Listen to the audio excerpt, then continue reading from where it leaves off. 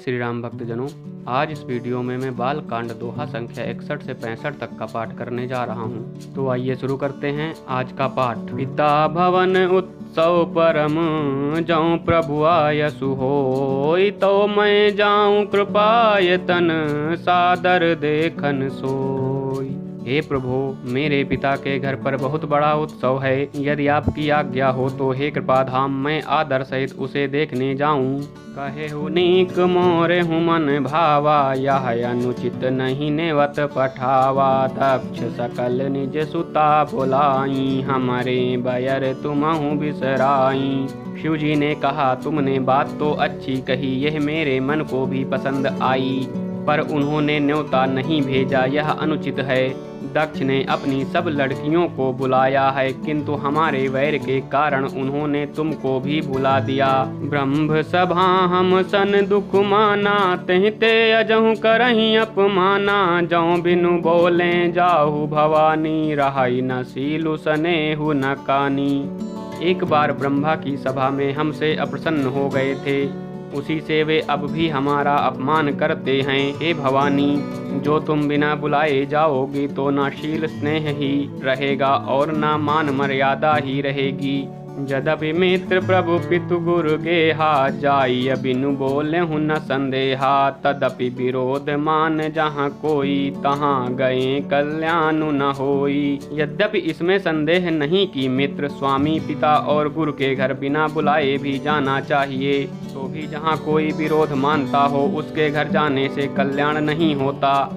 भांति अनेक शंभु समुझावा, भावी बस न ज्ञानूर आवा। कह प्रभु जाहु जो भी नहीं बोलाए, नहीं भली बात हमारे भाए। शिव जी ने बहुत प्रकार से समझाया, पर होनहार वश सती के हृदय में बोध नहीं हुआ।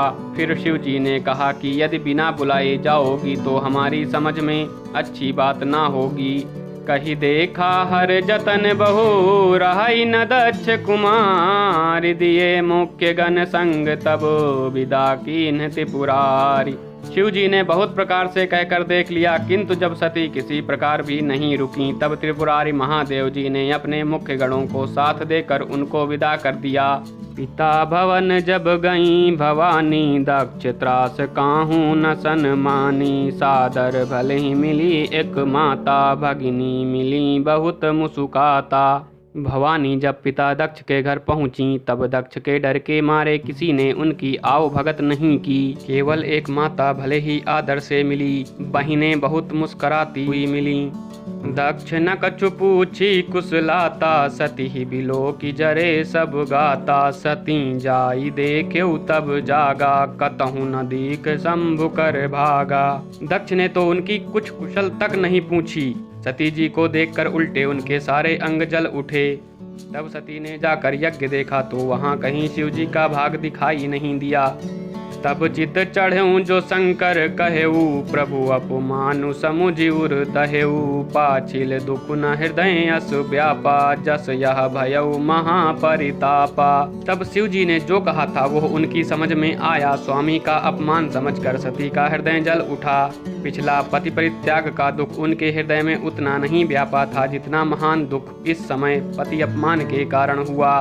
यद्यपि जग दारुण दुख नाना, सब ते कठिन जाति अवमाना। समुझि सो सती भयउ अति क्रोधा, बहुविधि जननी कीन्ह प्रबोधा।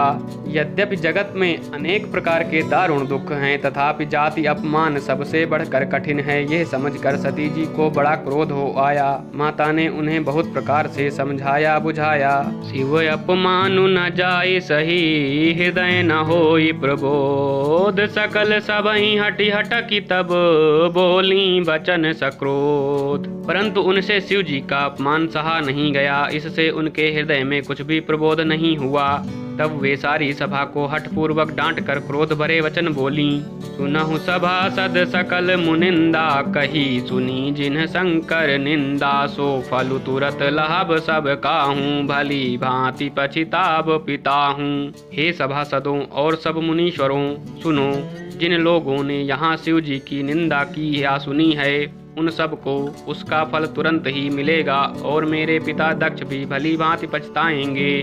संत शंभु श्रीपति अपबादा, सुनिए जहाँ तहाँ यसी मर जादा। काटियता सुजीव जो बसाई, श्रवण मुदिनत चली अपराई। जहाँ संत शिव जी और लक्ष्मीपति विष्णु भगवान की निंदा सुनी जाए, वहाँ ऐसी मर्यादा है कि यदि अपना वश चले तो उस निंदा करने वाले की जीभ काट लें, और नहीं तो कान मूंद कर वहाँ से भाग जाए।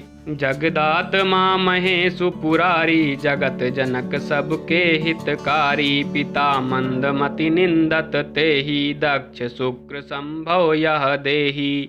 त्रिपुर दैत्य को मारने वाले भगवान महेश्वर संपूर्ण जगत के आत्मा हैं। वे जगत पिता और सबका हित करने वाले हैं। मेरा मंद बुद्धि पिता उनकी निंदा करता है, और मेरा यह शरीर दक्ष ही के वीर से उत्पन्न है। तजी हूँ तुरत देह तेहि हेतु, उर धरि चंद्र मौलि वृष केतु। अस कही जोग अग्नि तनु जारा, भयउ सकल मख हाहाकारा। इसलिए चंद्रमा को ललाट पर धारण करने वाले वृषकेतु शिव जी को हृदय में धारण करके मैं इस शरीर को तुरंत ही त्याग दूंगी। ऐसा कहकर सती जी ने योगाग्नि में अपना शरीर भस्म कर डाला। सारी यज्ञशाला में हाहाकार मच गया।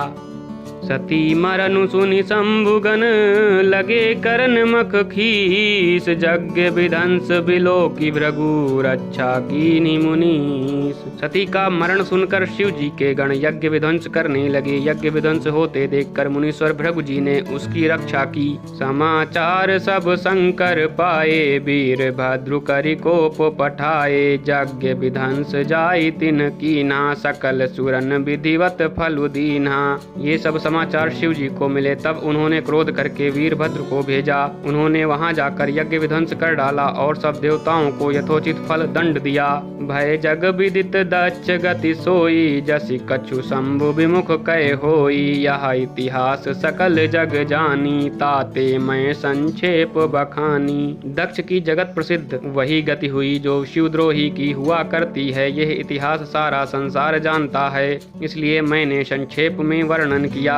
सती मरत हरिसन बरु मांगा, जन्म जन्म शिव पद अनुरागा। तहि कारण ही मिगिरि ग्रह जाई, जन्मी पार्वती तनु पाई। सती ने मरते समय भगवान हरि से यह वर मांगा कि मेरा जन्म जन्म में शिव जी के चरणों में अनुराग रहे। इसी कारण उन्होंने हिमाचल के घर जाकर पार्वती के शरीर से जन्म लिया। जब ते उमा शैल ग्रह जाई, सकल सिद्धि संपत्ति तहाँ छाई। जहाँ तहाँ मुनि ने सुआश्रम कीन्हे, उचित बास हिम भूदर दीन्हे। जब से उमा जी हिमाचल के घर जन्मी, तब से वहाँ सारी सिद्धियां और संपत्तियां छा गईं। मुनियों ने जहाँ तहाँ सुंदर आश्रम बना लिए और हिमाचल ने उनको उचित स्थान दिए। सदा सुमन फल सहित सब, द्रुम नव नाना जाति। प्रगटी सुंदर शैल पर, मनिया कर बहु भांति। उस सुंदर पर्वत पर बहुत प्रकार के सब नए नए वृक्ष सदा पुष्प फल युक्त हो गए, और वहाँ बहुत तरह की मड़ियों की खाने प्रकट हो गईं। सरिता सब पुनीत जलु बहहीं, खग मृग मधुप सुखी सब रहहीं। सहज बयरु सब जीवन त्यागा, गिरि पर सकल करहीं अनुरागा। सारी नदियों में पवित्र जल बहता है, और पक्षी पशु भ्रमर सभी सुखी रहते हैं। सब जीवों ने अपना स्वाभाविक वैर छोड़ दिया, और पर्वत पर सभी परस्पर प्रेम करते हैं। सोह शैल गिरि जाग्रह आए, जिम जनु राम भगति के पाए। नित नूतन मंगल ग्रह तासु, ब्रह्मादिक गावहीं जसु जासु। पार्वती जी के घर आ जाने से पर्वत ऐसा शोभायमान हो रहा है, जैसा राम भक्ति को पाकर भक्त शोभायमान होता है। उस पर्वतराज के घर नित्य नए नए मंगलोत्सव होते हैं। इसका ब्रह्मादि यश गाते हैं। नारद समाचार सब पाए, कौतुक कहीं गिरि गेह सिधाए। शैल राज बड़े आदर कीन्हा, पद पखारी बड़े आसनु दीन्हा। जब नारद जी ने यह सब समाचार सुने, तो वे कौतुक ही से हिमाचल के घर पधारे। पर्वतराज ने उनका बड़ा आदर किया और चरण धोकर उनको उत्तम आसन दिया। नारी सहित मुनि पद सिरु नावा, चरण सलिल सब भवनु सिंचावा। निज सौभाग्य बहुत गिरि बरना, सुता बोली मेली मुनि चरना। फिर अपनी स्त्री सहित मुनि के चरणों में सिर नवाया और उनके चरणों तक को सारे घर में छिड़काया। हिमाचल ने अपने सौभाग्य का बहुत बखान किया और पुत्री को बुलाकर मुनि के चरणों पर डाल दिया।